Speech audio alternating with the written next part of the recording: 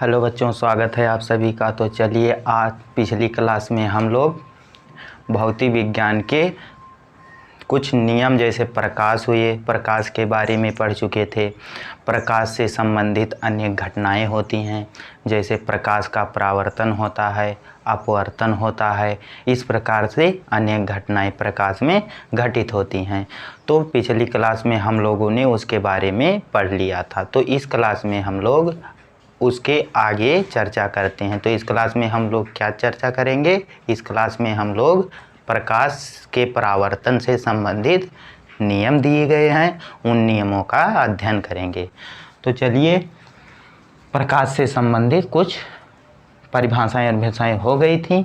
अब इस क्लास में हमें प्रकाश से के परावर्तन संबंधी नियम दिए गए हैं, उन्हीं नियमों को हम पढ़ेंगे।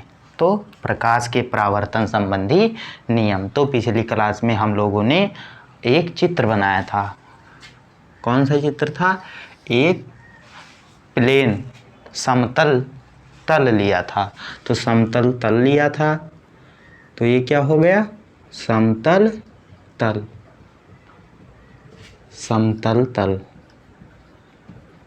समतल तल। अब आपतित किरण को इस प्लेन पर, इस तल पर आपतित कराए थे। एक किरण को आपतित कराए थे इस प्लेन पर, और जब कोई किरण किसी प्लेन पर आपतित होती है तो हमने बताया था कि वह ठीक उसी माध्यम में परावर्तित हो जाती है। तो अब यहाँ पर क्या बना? आपतन बिंदु बना। तो यहाँ पर क्या हो जाएगा? यहाँ पर एक हम अभिलंब ड्रा करते हैं, और अभिलंब तथा आपतन, आपतित किरण के बीच के कोण को क्या कहते हैं? आपतन कोण कहते हैं। तो आपतन कोण हो गया ये, इसे आई से प्रदर्शित करते हैं। क्या है? आपतन कोण। आपतन कोण आई, ये आपतित किरण है। आपतन कोण को किससे रिप्रेजेंट किया जाता है? आई से रिप्रेजेंट किया जाता है। अब ये आपतित किरण को इंसिडेंट रे बोलते हैं। इंसिडेंट रे मतलब आपतित किरण। लेकिन हम लोग हिंदी मीडियम से पढ़ रहे हैं, इसलिए हम केवल इंग्लिश को जान लेंगे, पढ़ेंगे हिंदी। तो ये क्या है? आपतित किरण। आपतित किरण। और ये क्या है? परावर्तित किरण।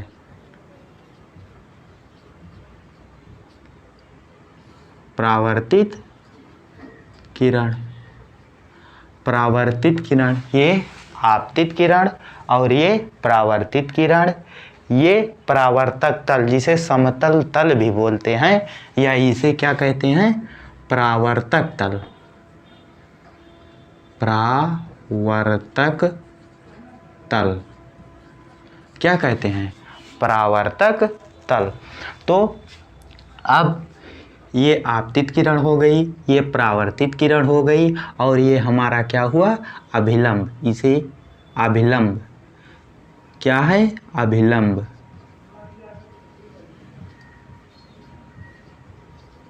ये अभिलंब है। अभिलंब को नॉर्मल बोलते हैं, इसलिए इसे यन से प्रदर्शित करते हैं। अब आपतन कोण की बात हो गई, आपतित किरण की बात हो गई, परावर्तित किरण की बात हो गई, परावर्तक तल की बात हो गई।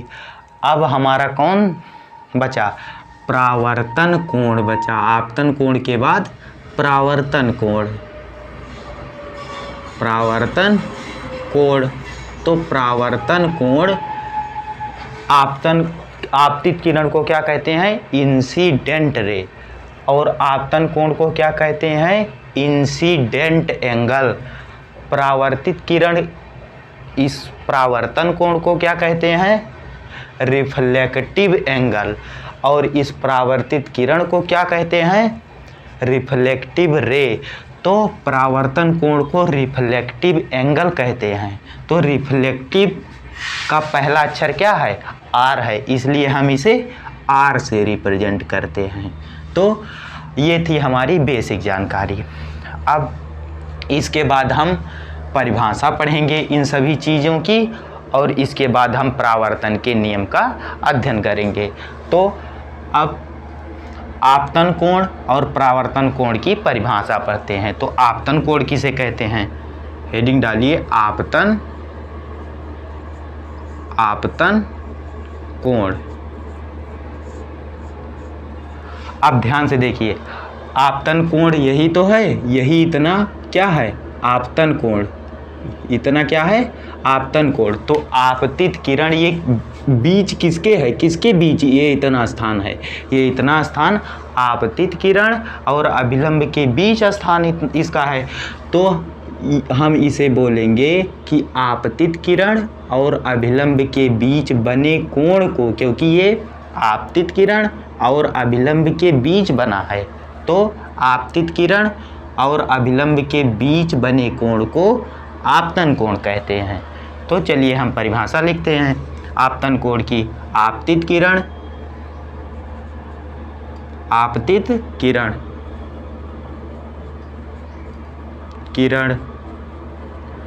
तथा अभिलंब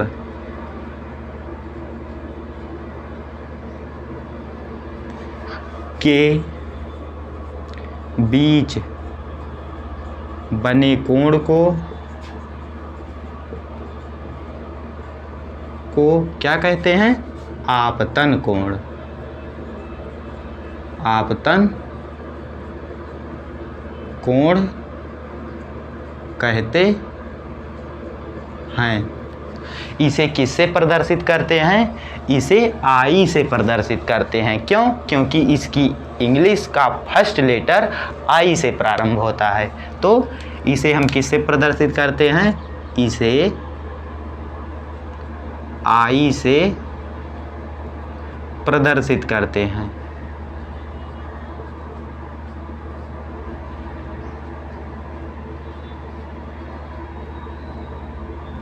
ठीक, अब हम क्या पढ़ लिए? आपतन कोण पढ़ लिए। अब इसके बाद परावर्तन कोण पढ़ते हैं।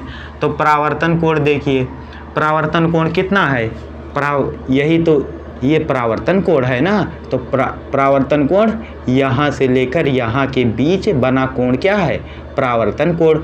तो ये आप देखिए, ये किस ये जो हमने लाइन ड्रा की है, ये किस लाइन के बीच में है ये लाइन। तो ये परावर्तन कोण मतलब हमारे अभिलंब, ये हमारे किस किरण के बीच है? तो ये इस लाइन, ये वाली लाइन सीधी और ये वाली लाइन, इसके बीच बना कोण है ना। तो हम क्या कहेंगे? अभिलंब तथा परावर्तित किरण के बीच बने कोण को परावर्तन कोण कहते हैं। परिभाषा समझ में आई कि नहीं आई? देखिए, यही तो है हमारा परावर्तन कोण। तो आप इसे देखिए कि ये किसके बीच बना है? किन दो रेखाओं के बीच बना है? क्योंकि कोण हमेशा दो रेखाओं के बीच बनता है ना। कोण हमेशा दो रेखाओं के बीच बनता है। तो आप लोग देखिए कि ये किस रेखा के बीच बना है? तो अभिलंब वाली रेखा और परावर्तित किरण वाली रेखा के बीच बना है। तो हम कहेंगे अभिलंब और परावर्तित किरण के बीच बने कोण को परावर्तन कोण कहते हैं। ठीक, तो हेडिंग डालिए परावर्तन कोण। परावर्तन कोण। परावर्तन कोण की परिभाषा,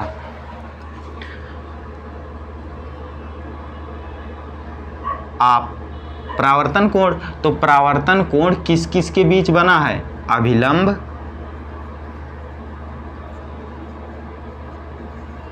तथा परावर्तित किरण के बीच बने कोण को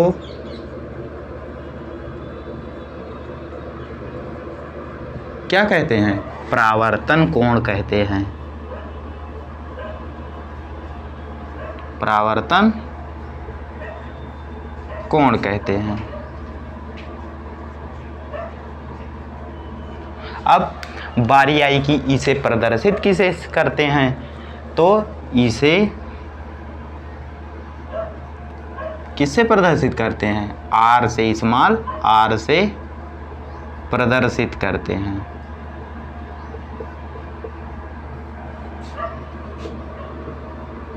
प्रदर्शित करते हैं। अब ये हमारा क्या है?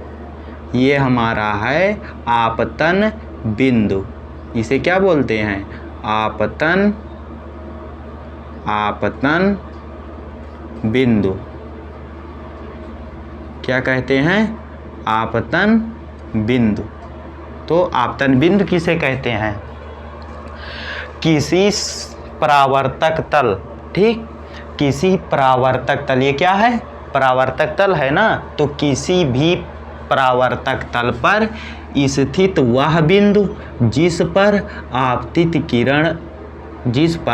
कोई किरण आपतित होती है तथा उसी बिंदु से वह किरण परावर्तित होती है, तो वह जो बिंदु होता है उसी बिंदु को क्या कहते हैं? आपतन बिंदु। क्योंकि आपतित किरण जिस बिंदु पर आपतित होती है, आपतित किरण किसी परावर्तक तल के जिस बिंदु पर आपतित होती है उस बिंदु को आपतन बिंदु कहते हैं। ठीक, क्या कहते हैं? आपतन बिंदु कहते हैं। तो आपतन बिंदु की परिभाषा लिख लीजिए। आपतन बिंदु। आपतन बिंदु तो ये समतल है और ये बिंदु आपतन बिंदु, हम बोल रहे हैं कि ये बिंदु आपतन बिंदु है। तो जो ये बिंदु है ये कहाँ पर स्थित है? ये एक समतल में स्थित है। तो हम बोलेंगे किसी समतल में स्थित वह बिंदु जहाँ पर कोई किरण आपतित होती है आपतन बिंदु कहलाता है। ठीक, किसी समतल में स्थित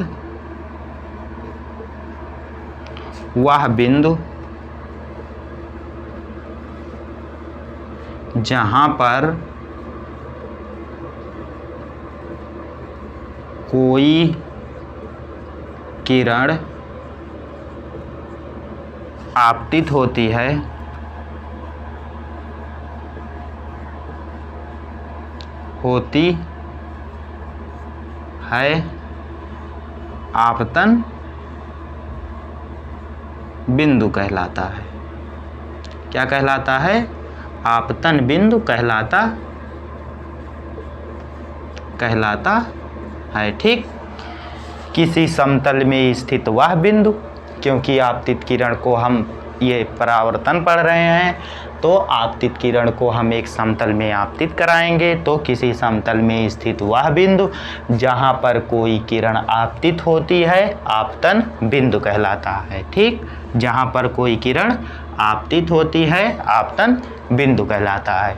अब हम लोग ये परिभाषा पढ़ लिए, तो आप लोग इसे नोट कीजिए। हम 2 मिनट का टाइम देते हैं।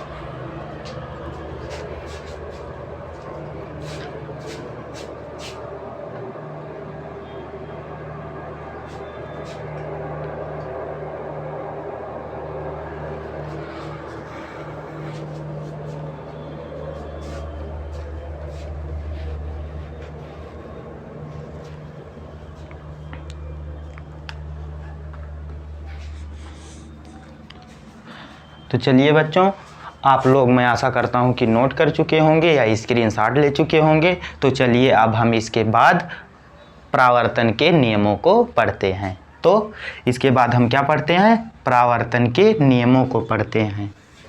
तो चलिए हम एक एक करके अपने परावर्तन के नियमों का डिस्कस करेंगे। अब परावर्तन के नियम क्या हैं? परावर्तन के क्या क्या नियम हैं? देखिए, तो अब हम क्या पढ़ने जा रहे हैं? परावर्तन के नियम। परावर्तन के नियम। ठीक, परावर्तन के नियम। तो परावर्तन, प्रकाश के परावर्तन संबंधी 2 नियम दिए गए। कितने नियम दिए गए? 2 नियम दिए गए। प्रकाश के परावर्तन संबंधी 2 नियम दिए गए। अब वो नियम कौन कौन से हैं आप लोग सुनिए। देखिए, आपतित किरण, आपतन बिंदु पर अभिलंब और परावर्तित किरण तीनों कहाँ पर हैं? एक ही समतल में हैं। कहाँ हैं? एक ही समतल में हैं। तीनों कहाँ हैं? एक ही समतल में हैं। ठीक। आपतित किरण आपतन बिंदु पर अभिलंब तथा परावर्तित किरण तीनों एक ही तल में होते हैं। इसे हम डॉट लाइन से निरूपित करते हैं। क्यों इसे डॉट लाइन से निरूपित करते हैं? क्योंकि जो ये प्रकाश की किरण है, ये प्रकाश की किरण कहाँ से आ रही है? ये प्रकाश की किरण अनंत से आ रही है, इसलिए हम इसे डॉट लाइन से निरूपित करते हैं। और ये कहाँ तक जाएगी? ये अनंत तक। जब अनंत से आ रही है और प्रकाश की किरण कहाँ तक जाती है? अनंत तक जाती है। अनंत मतलब कहीं पर तो जाकर ख़त्म होती है। मैं ये नहीं कह रहा हूँ कि किरण जाएगी और कहीं पर ख़त्म नहीं होगी, क्योंकि जब आप लोग टॉर्च मारते हैं तो प्रकाश की किरण जाती है और जाकर कुछ दूर तक दिखाई देता है, उसके बाद नहीं दिखाई देता है। तो जो किरणें आती हैं वो बहुत बड़े सोर्स से आती हैं, बहुत बड़े स्रोत से आती हैं। तो वो कहाँ से? अनंत से, बहुत बड़े स्रोत से बहुत भारी मात्रा में किरणें आती हैं, तो बहुत दूर तक जाएंगी ना, उसकी कोई लिमिट नहीं रहेगी। इसलिए हम ये मानते हैं कि ये किरणें कहाँ से आ रही हैं? अनंत से आ रही हैं। तो अनंत से जब आ रही हैं, इसलिए हम इनको डॉट लाइन से निरूपित करते हैं। और अनंत तक जाती भी हैं, इसलिए हम इसको भी डॉट लाइन से निरूपित करते हैं। और ये जो अभिलंब खींचा गया है, ये अभिलंब जो खींचा गया है, ये अभिलंब अनंत तक आप खींच दो तो ये भी डॉट लाइन से ही निरूपित किया जाएगा। ठीक। अब आप इसको समझ गए। तो अब परावर्तन के नियम, तो परावर्तन संबंधी कितने नियम दिए गए? परावर्तन संबंधी 2 नियम दिए गए। अब एक एक करके चलो जानते हैं वो सभी कौन कौन से नियम हैं। तो परावर्तन संबंधी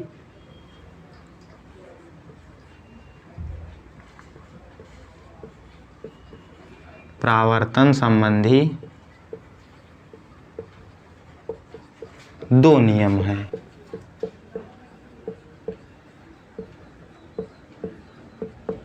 अब कौन कौन से नियम हैं? नियम नंबर 1, पहला नियम क्या है? पहला नियम देखिए, आपतित किरण, ठीक, आपतित किरण, परावर्तित किरण और आपतन बिंदु पर खींचा गया अभिलंब। ठीक। आपतित किरण और परावर्तित किरण तथा आपतन बिंदु पर खींचा गया अभिलंब। आपतन बिंदु पहले से ही फाइनाइट कर लिया गया, निश्चित कर लिया गया। आपतित किरण जिस बिंदु पर आ रही है उसी बिंदु को हम क्या कहते हैं? आपतन बिंदु। और यहीं से हम एक अभिलंब को ड्रा करते हैं। तो आपतित किरण, परावर्तित किरण और आपतन बिंदु पर खींचा गया अभिलंब तीनों एक ही तल में होते हैं। ये क्या हो गया? पहला नियम। तो आपतित किरण, आपतित किरण, परावर्तित किरण,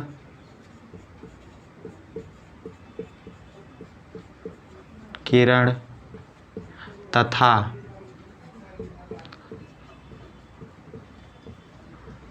आपतन बिंदु पर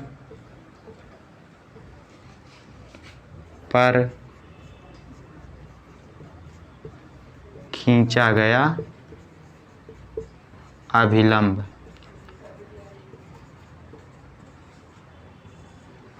तीनों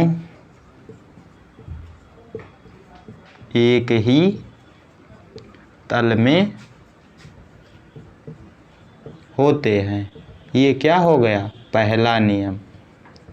आपतित किरण, परावर्तित किरण तथा आपतन बिंदु पर खींचा गया अभिलंब कहाँ होते हैं? एक ही समतल या तल में होते हैं। अब दूसरा नियम क्या बताया गया? दूसरा नियम ये बताया गया कि आपतित किरण जितने कोण पर आपतित होगी, ठीक, आपतित किरण जितने कोण पर आपतित होगी उतने ही कोण पर परावर्तित होगी। ठीक, तो आपतन कोण परावर्तन कोण के सदैव बराबर होता है। ठीक, दूसरा नियम क्या दिया गया, आपतन कोण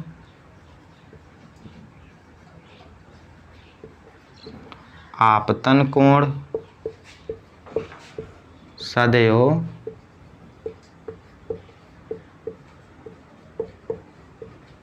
परावर्तन कोण के बराबर होता है।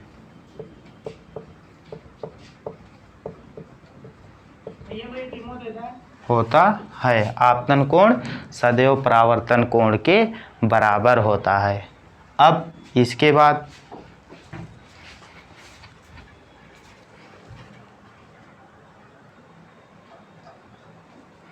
तो बच्चों आप लोगों ने पढ़ा कि आपतन कोण सदैव किसके बराबर होता है, आपतन कोण हमारा सदैव परावर्तन कोण के बराबर होता है। अब ये परावर्तन संबंधी हमारे दो नियम दिए गए। अब वो नियम क्या हैं, आप लोगों ने इसको पढ़ लिया।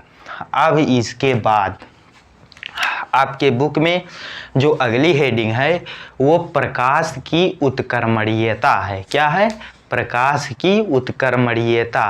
अब उत्क्रमणीयता क्या है आप लोग जाने, प्रकाश की उत्क्रमणीयता, प्रकाश की उत्क्रमणीयता।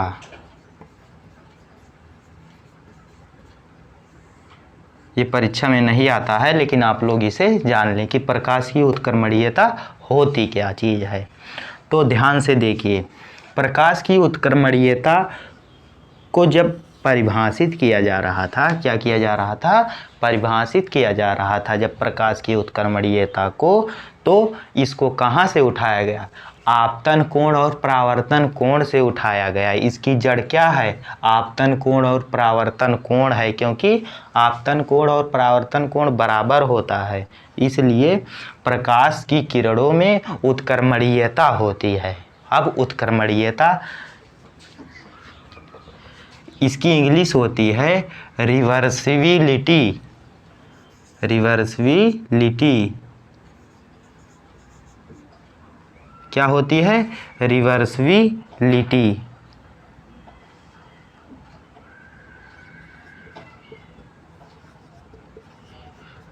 क्या होती है, रिवर्सिबिलिटी ऑफ लाइट। यहाँ पर प्रकाश की उत्क्रमणीयता नहीं, प्रकाश किरणों की उत्क्रमणीयता। ठीक, प्रकाश किरणों की उत्क्रमणीयता, रिवर्सिबिलिटी ऑफ लाइट रेज। ठीक, क्या, रिवर्सिबिलिटी ऑफ लाइट रेज, प्रकाश किरणों की उत्क्रमणीयता, इसे इंग्लिश में बोलते हैं रिवर्सिबिलिटी ऑफ लाइट रेज। तो आप लोग ध्यान से देखिए, जब हम आपतित किरण इधर से आपतित करा रहे थे, हम इस आपतित किरण का नाम रख देते हैं। ये क्या है, इसको हम मान लेते हैं ये ए है, और इसको मान लेते हैं हम बी है। ठीक, आपतित किरण क्या है, ए और बी, और इसको मान लेते हैं हम बी है और इसको सी। ठीक, और ये अविलंब बी और एन है। तो अब प्रकाश की किरणों की उत्क्रमणीयता को समझिए। आप लोगों को हमने केमिस्ट्री में उत्क्रमणीय अभिक्रिया बताया था। ठीक, आप लोगों को हमने, जब हम केमिस्ट्री पढ़ा रहे थे तो आप लोगों को हमने क्या बताया था कि उत्क्रमणीय अभिक्रिया, उत्क्रमणीय अभिक्रिया, आप लोग यहाँ से समझिए उत्क्रमणीय अभिक्रिया से। उत्क्रमणीय अभिक्रिया क्या होती है, उत्क्रमणीय अभिक्रिया होती है जो दोनों दिशाओं में संपन्न हो सकती है, वही क्या है, उत्क्रमणीय अभिक्रिया। जो दोनों दिशाओं में संपन्न हो सकती है वही हमारी क्या है, उत्क्रमणीय अभिक्रिया है। तो हमारी उत्क्रमणीय अभिक्रिया क्या है, उत्क्रमणीय अभिक्रिया हमारी है कि जो दोनों दिशाओं में संपन्न हो सकती है वही हमारी उत्क्रमणीय अभिक्रिया है। तो अब प्रकाश किरणों में भी उत्क्रमणीयता पाई जाती है, मतलब अगर हम जिस आपतन कोण से इस किरण को भेजे हैं तो वो इस परावर्तन कोण से इधर गई है, अगर हम यहाँ से आपतित किरण को इस कोण पर भेजें तो यह अपने इसी मार्ग पर जाएगी, केवल उसका मार्ग चेंज हो जाएगा कि वो यहाँ से यहाँ आई और फिर इसके बाद यहाँ गई। ठीक, तो अब क्या होगा, केवल इसका मार्ग चेंज हो जाएगा। कैसे, अब हम यहाँ से भेज रहे हैं, उसी कोण पर अगर भेजेंगे तो यहाँ से जब भेजेंगे तो ये इधर जाएगी। ठीक, मार्कर हमारा कहाँ है, चलिए जाने दीजिए। तो प्रकाश किरणों की उत्क्रमणीयता, इसे हम जब इधर से भेजेंगे तो ये इस रास्ते से जाएगी। तो अगर आप आपतन कोण को के मान को स्थिर कर दें, ठीक, आपतन कोण के मान को फिक्स कर दें, तो आप इधर से भेजे हैं तो ये इस पथ से जा रही है, अगर इस पथ से भेजेंगे तो इसी पथ से जाएगी, अर्थात प्रकाश किरणों में उत्क्रमणीयता पाई जाती है। ठीक, आशा करता हूँ कि आप लोगों को ये परिभाषा समझ में आई होगी कि प्रकाश किरणों की उत्क्रमणीयता क्या है। अब हम इसे परिभाषित करते हैं। तो चलिए, प्रकाश किरणों की उत्क्रमणीयता क्या है। प्रकाश किरणों, यदि हम आपतन कोण को स्थिर रखें तो क्या होता है, बोलिए, यदि हम आपतन कोण को स्थिर रखें तो क्या होता है, बताइए, सोचिए कि अगर हम आपतन, प्रकाश किरणों की उत्क्रमणीयता होती क्या है, सोचिए आप लोग कि प्रकाश किरणों की उत्क्रमणीयता है क्या। हमने तो आप लोगों को बता दिया कि प्रकाश किरणों की उत्क्रमणीयता यही है। तो अब आप लोग सोचिए कि प्रकाश किरणों की उत्क्रमणीयता है क्या, देखिए और सोचिए, सोचिए प्रकाश किरणों की उत्क्रमणीयता क्या है।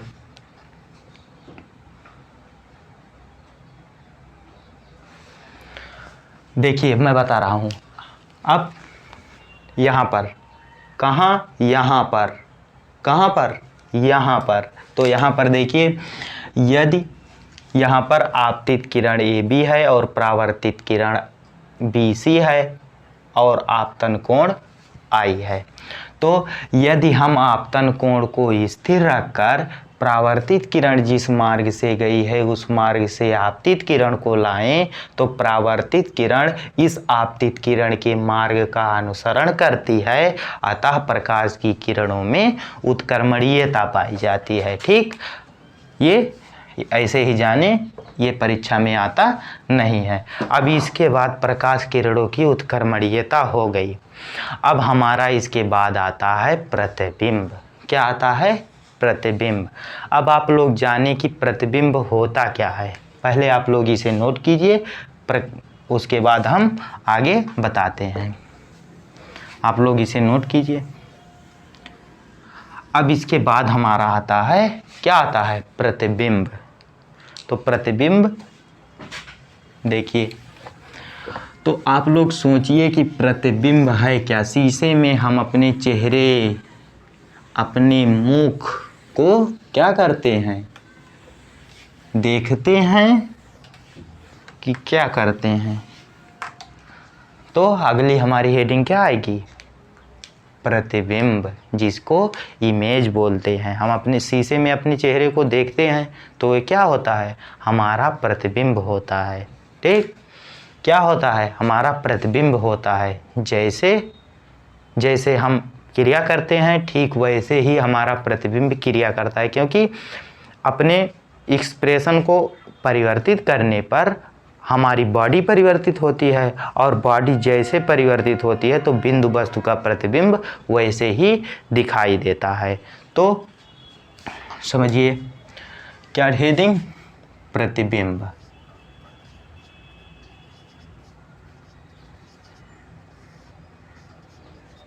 आगे कौन सी हेडिंग? प्रतिबिंब। तो अब प्रतिबिंब है क्या? इमेज।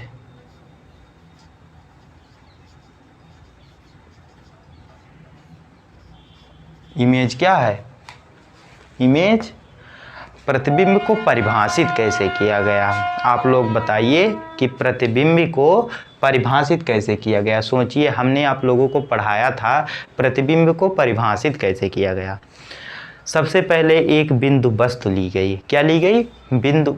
जैसे ये वस्तु है, ये वस्तु कोई वस्तु है, अगर हम यहाँ रख दे रहे हैं तो देखिए यहाँ पर इसका प्रतिबिंब बन रहा है। क्या हो रहा है? यहाँ पर इसका प्रतिबिंब बन रहा है। तो इसमें अनेक बिंदु हैं। देखिए इसमें अनेक बिंदु हैं और उन सभी बिंदुओं का प्रतिबिंब इस पर बन रहा है और उन सभी बिंदुओं का संयोजन से ये वस्तु इस पे संपूर्ण रूप से बन रही है। तो एक बिंदु को लेकर प्रतिबिंब को क्या किया गया? परिभाषित किया गया है। एक बिंदु को लेकर प्रतिबिंब को परिभाषित किया गया। तो चलिए, किसी बिंदु वस्तु से चलने वाली प्रकाश की किरणें किसी बिंदु वस्तु से चलने वाली प्रकाश की किरणें। ठीक, कहाँ से?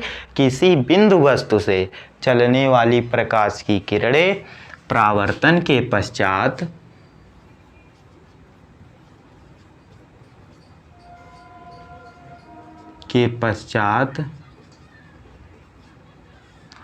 परावर्तन के पश्चात जिस बिंदु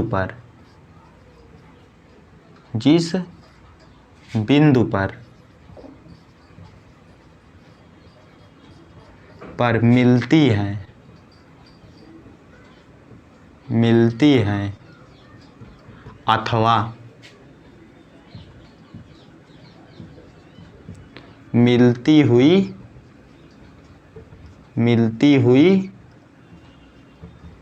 प्रतीत होती हैं।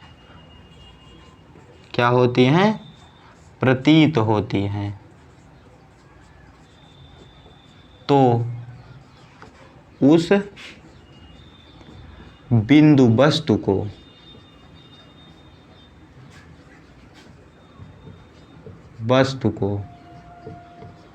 पहले बिंदु वस्तु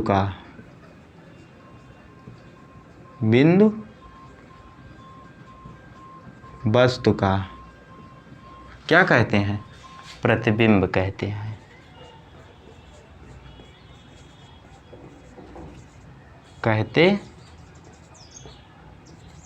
क्या कहते हैं? प्रतिबिंब कहते हैं। आप ध्यान से देखिए, इसके एक एक शब्द पर गौर कीजिए और एक एक शब्द का मतलब समझिए और परिभाषा को पढ़िए, क्योंकि फिजिक्स में जितनी भी परिभाषाएं बनाई गई हैं सब ऑब्जर्वेशन के आधार पर बनाई गई हैं। किसके आधार पर? ऑब्जर्वेशन के आधार पर, अपने अपने मत को प्रस्तुत करके बनाई गई हैं। उसे समझिए और समझने के बाद,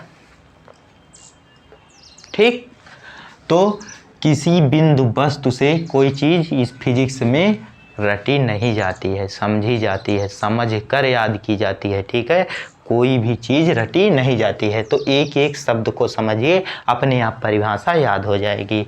तो किसी बिंदु वस्तु, अब यहाँ पर वस्तु क्यों नहीं लिखा गया? बिंदु वस्तु क्यों लिखा गया?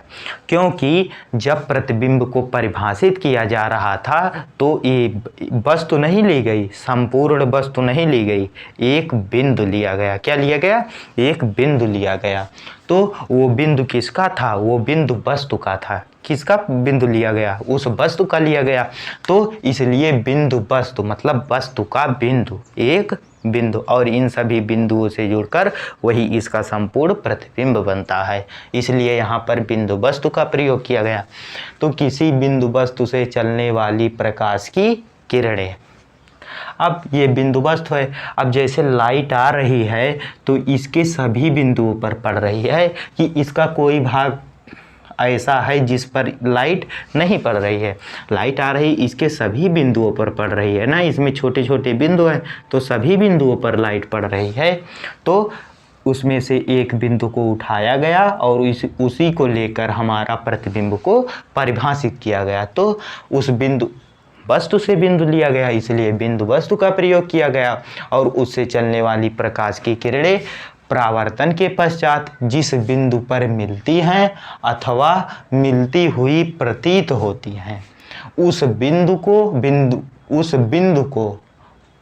बिंदु वस्तु को नहीं, उस बिंदु को पहले बिंदु का प्रतिबिंब कहते हैं। ठीक, किसी बिंदु वस्तु से चलने वाली प्रकाश की किरणें परावर्तन के पश्चात जिस बिंदु पर मिलती हैं या काटती हैं अथवा मिलती हुई या काटती हुई प्रतीत होती हैं, उस बिंदु को पहले बिंदु वस्तु का, उस बिंदु को, अब यहाँ से बिंदु को लेकर परिभाषित किया गया तो प्रतिबिंब किसका बन रहा है? बिंदु का। और वो है किसका? बिंदु, वो वस्तु का है तो बिंदु वस्तु का वास्तविक, इसलिए यहाँ पर बिंदु वस्तु और यहाँ पर बिंदु। ठीक, तो आप इसको समझ गए होंगे। अब कहीं पर मिलती हैं, ठीक, बिंदु पर मिलती हैं अथवा मिलती हुई प्रतीत होती हैं। ठीक, मिलती हैं और मिलती हुई प्रतीत होती हैं। तो जब मिलेंगी, इसमें दो कंडीशन फॉलो हो रही है ना, एक बार मिल रही हैं और एक बार मिलती हुई प्रतीत हो रही हैं, और इसी से हमारा प्रतिबिंब बनता है। अर्थात प्रतिबिंब भी दो प्रकार के होंगे, क्योंकि एक बार मिल रही हैं और एक बार मिलती हुई प्रतीत हो रही हैं। तो इससे क्या निष्कर्ष निकलता है कि प्रतिबिंब कितने प्रकार के होते हैं? दो प्रकार के होते हैं।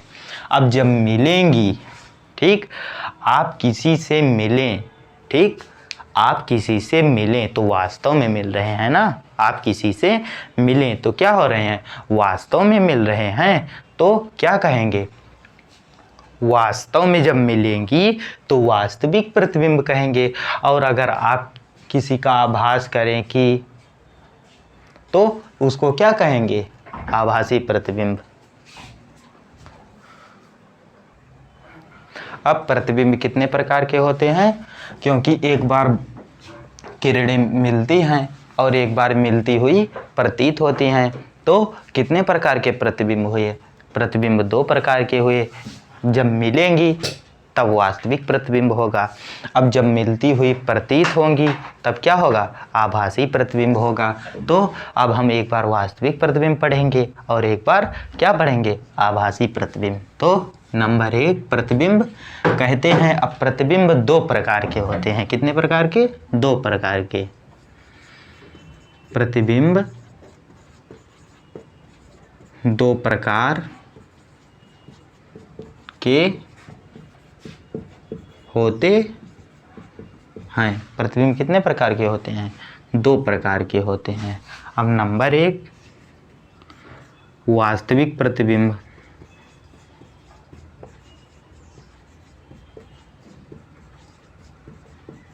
और नंबर 2 आभासी प्रतिबिंब।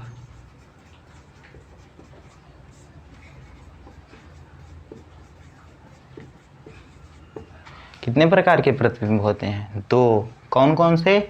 नंबर 1 वास्तविक प्रतिबिंब और नंबर 2 आभासी प्रतिबिंब। अब वास्तविक प्रतिबिंब किसे कहते हैं और आभासी प्रतिबिंब किसे कहते हैं? इसको कहते हैं रियल इमेज। Real image.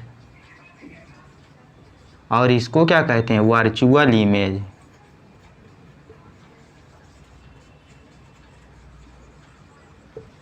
इसको क्या कहते हैं? Real image. और इसको क्या कहते हैं? Virtual image. अब हम क्या पढ़ेंगे? वास्तविक प्रतिबिंब। तो नंबर 1 वास्तविक प्रतिबिंब।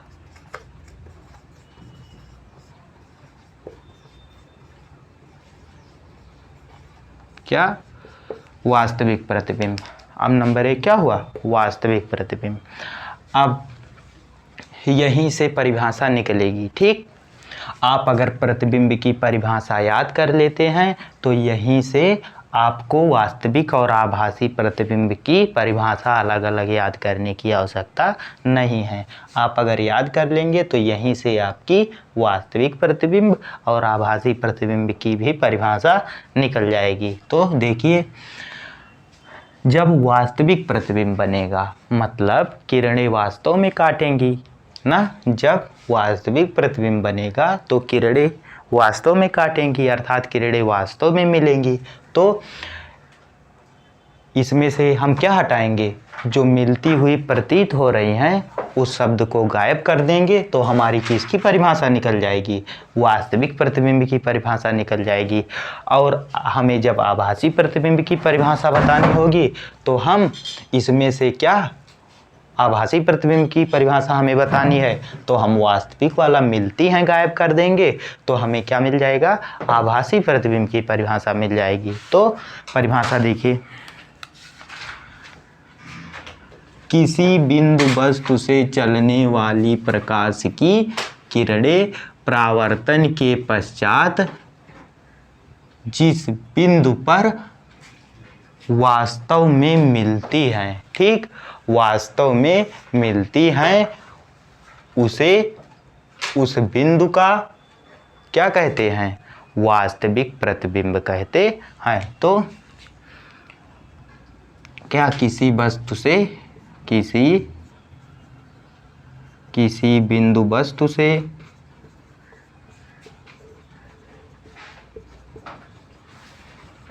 चलने वाली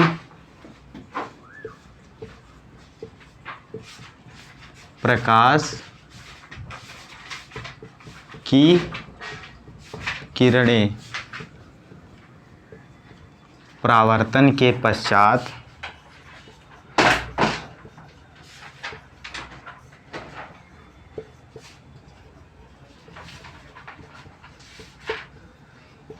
जिस बिंदु पर वास्तव में मिलती हैं उस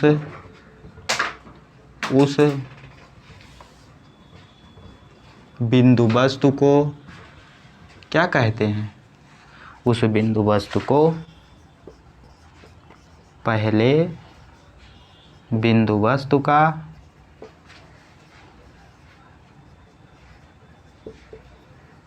आभासी वास्तविक प्रतिबिंब कहते हैं। क्या कहते हैं, वास्तविक प्रतिबिंब कहते हैं।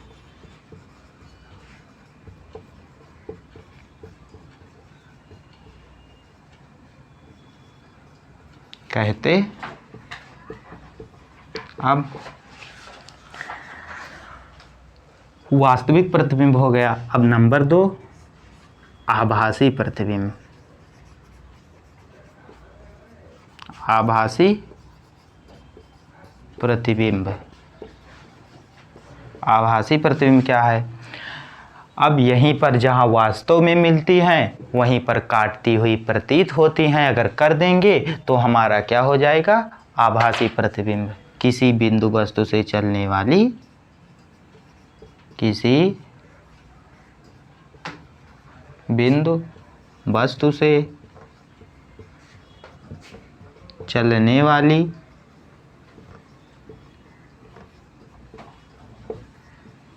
प्रकाश की किरणें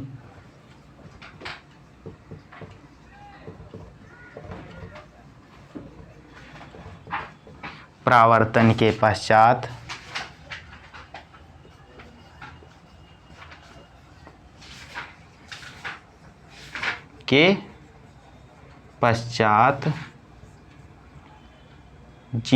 जिस बिंदु पर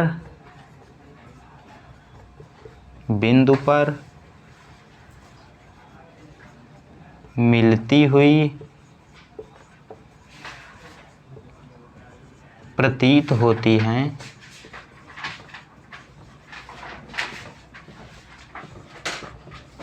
उस बिंदु वस्तु को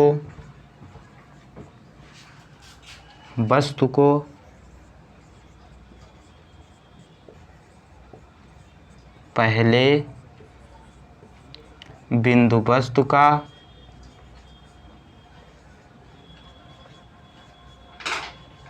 क्या कहते हैं? आभासी प्रतिबिंब कहते, आभासी प्रतिबिंब कहते, क्या कहते हैं? आभासी प्रतिबिंब कहते हैं।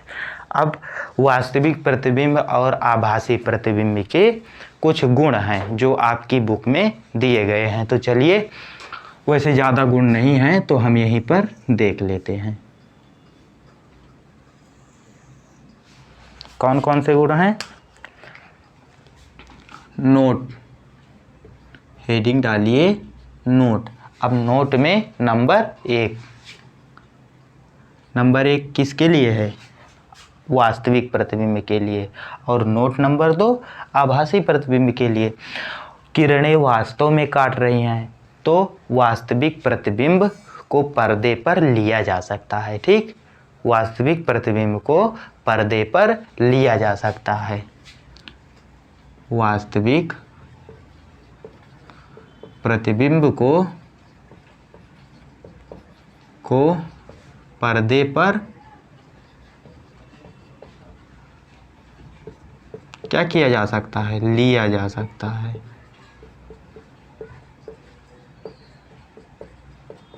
और नंबर 2 आभासी प्रतिबिंब को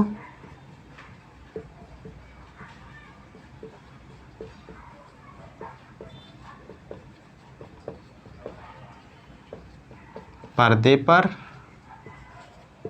नहीं लिया जा सकता है।